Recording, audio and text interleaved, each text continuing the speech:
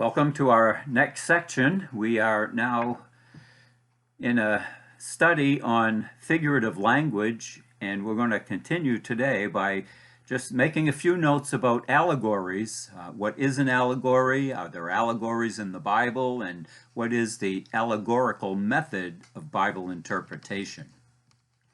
So first, we want to acknowledge that using the literal method of Bible interpretation, we do certainly recognize that the Bible contains allegories. There are quite a few of them. And an allegory is a narrative or a story or a poem that represents a truth. And it's more like an extended metaphor. Metaphors are really short where they make a comparison.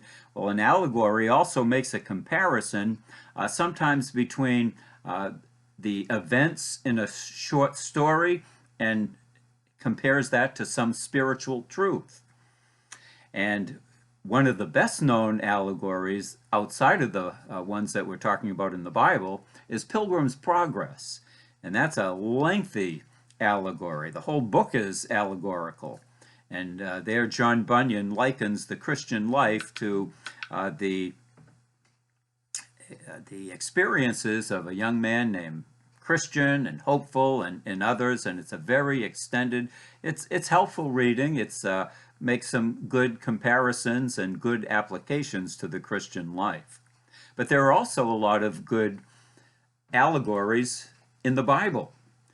For example, the Bible speaks about the vine. Jesus Christ is a vine, and we are the branches, and our relationship, the relationship of that we have to Christ is similar to that of the relationship between a branch and a vine and the fruit bearing process. So it's a comparison that uses a story, perhaps from real life, like a vine and branches and fruit, and it makes some spiritual analogies or comparisons and teaches us things. There's also an allegory in Galatians chapter 4. And let me just read to you. It says, "For it is written that Abraham had two sons, the one by a bondmaid, the other by a free woman. But he who was of the bondwoman was born after the flesh, but he who was of the free woman was by promise. Which things are an allegory, for these are the two covenants." So here, Paul plainly states that this was an allegory.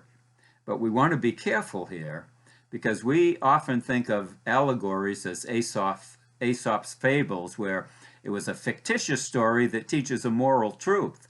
But here in Galatians 4, Paul is referring back to literal events in the Old Testament. They weren't fictitious, they were genuine, they were real historical events, and yet those events, the two women, Sarah and Hagar, and their two sons, Ishmael and Isaac, represent two covenants. And in Galatians 4, Paul tells us that, so we know that that is to be understood in an allegorical sense. But we want to be careful in interpreting the Bible. Those that use the allegorical method, which is totally different than just recognizing an allegory, they go way off into left field with their interpretations. For example, Isaiah chapter 11 and verse 6 says, "The wolf shall dwell with the lamb, and the leopard shall lie down with the kid, and the calf and the young lion and the fatling together, and a little child shall lead them." Well, there Isaiah is looking ahead into the future millennial reign of Christ, when the curse will be lifting from the earth, and life will be very much like it was back in the Garden of Eden.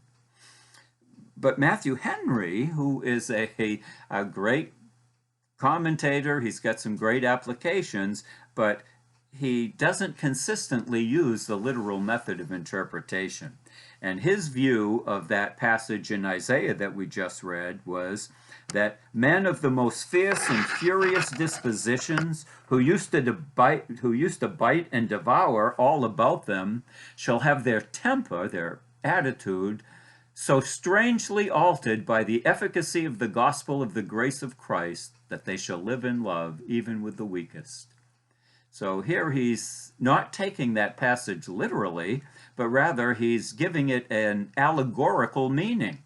Now, it wasn't intended to be allegory. It doesn't say it's allegory. So we need to be careful about the difference between acknowledging that there are allegories in the Bible and, on the other hand, using a totally different method from the literal, grammatical, historical method, and instead using an allegorical method. And this was introduced to the church many centuries ago by some of what are called the church fathers. And Origen, his allegorized, spiritualized hermeneutic interpreted literal portions of Scripture and gave them an allegorical meaning. Clement also, he was a leader in the Alexandrian school. And he said that the literal meaning is just a starting point for interpretation. He considered the literal interpretation suitable for the masses of Christianity, the ignorant ones who are not part of the spiritual elite. Well, they can be happy and satisfied with the literal meaning, but the elite, why we see the literal meaning as just a diving board, a springboard into something deeper and more profound. And that's the way they viewed Scripture, and that's the way they interpreted it. Allegorism is a method of interpretation that interprets the literary text, and it regards the literary sense as a vehicle for a secondary, more spiritual and more profound sense, or at least according to their understanding. And so in an allegory, words are not understood in their literal, ordinary, customary, normal usage. They're given a spiritual meaning. For example, Babylon may not really mean the city of Babylon. It could mean the city of Rome instead. Allegorizing literal truth is not helpful. And it's very much like interpreting the Bible as you would Aesop's fables. For example, David he picked up 5 stones and he cast one at Goliath. And very often using an allegorical method, whether it happened or not is irrelevant to the allegorical method, but they give meaning to each one of the stones. And one of the stones means diligence and humility or honesty or whatever. You can fill in the blank for the other one. The story of Adam and Eve can as just a springboard for whatever moral lesson they want to teach. And so all kinds of really wild and clever, sometimes, interpretations are made. One is that Noah's Ark really pictured the church and Noah represented Christ. And this author also said that Rebecca drawing water at the well pictures the believer coming to the Scriptures daily for refreshment to meet Christ. Now that's a good application, but that's not an interpretation. Philo, one of the best-known Jewish allegorizers, said that Sarah and Hagar really meant virtue and education. Now, I don't know where he got that. He also said Jacob and Esau represents prudence and folly, and that the candelabra in the temple represents the 7 planets. You know, they can get really wild if you use the literal meaning of a text as a springboard for something deeper. And the literal meaning to allegorizers is either denied or ignored or considered entirely secondary to the allegorical or deeper meaning to it. And this allegorical method, the authority of interpretation really doesn't lie in what the text says. It lies with the imagination of the interpreter. And in the final analysis, the allegorical method the interpreter is left with no objective way to test whether that interpretation is valid or not. Is Sarah really virtue and Hagar education, or I'm not sure which is which there? How do you test that? And so the issue becomes not what has God said, but rather what does the interpreter think? And that's a very dangerous way to approach the scriptures. You know, Martin Luther, one of the great leaders in the Reformation, and they were godly men. They understood the scriptures as well as they could with the light that they had in those days. Martin Luther had been trained to approach the Bible using the allegorical method. And he said, and I quote, "When I was a monk, I was an expert at allegorizing. I allegorized everything. But after I began lecturing on Romans, I came to the knowledge of Christ, and I saw that Christ was no allegory." And then he realized the folly of using that method in interpreting the Bible. And he became a real opponent of the allegorizing method that was so commonly used in the Roman Church. He said, "Allegories are empty speculations, as it were the scum of the Holy Scripture." He said, Origen's allegories are not worth so much as dirt. He said, to allegorize is to juggle the scriptures.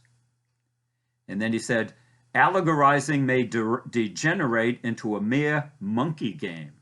So he didn't mince words. He didn't like that method.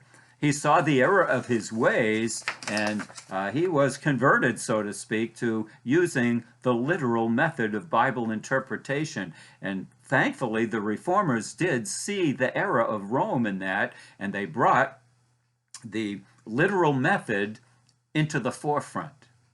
Unfortunately, they didn't use it consistently. When they came to prophecy and things, they threw it right out the window, just like Matthew Henry. We saw his view of the interpretation of Isaiah 11. But in general, I'd just like to leave you with this. Some three very important dangers that we should recognize when it comes to using this allegorizing method and applying it to the scripture. First of all, it does not interpret scripture. It doesn't deal with what the text actually says. And look it up in a dictionary. That's what the word interpret means. It means to give the meaning of a text. And allegorizing does not give the meaning of the text itself. It says something totally afar afield from what the text actually says. And secondly, when it comes to interpreting using the allegorizing method, the authority becomes not "thus saith the Lord," but rather the authority becomes the imagination of the interpreter. And that's always dangerous. And thirdly, it provides no objective means to test the validity of an interpretation. Is that really what the text says?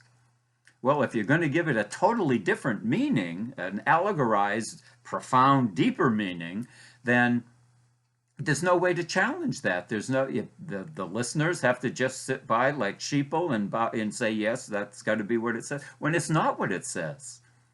So this is a dangerous speculation. It's based on speculation and imagination, and we're far better off to just let the text say what it says.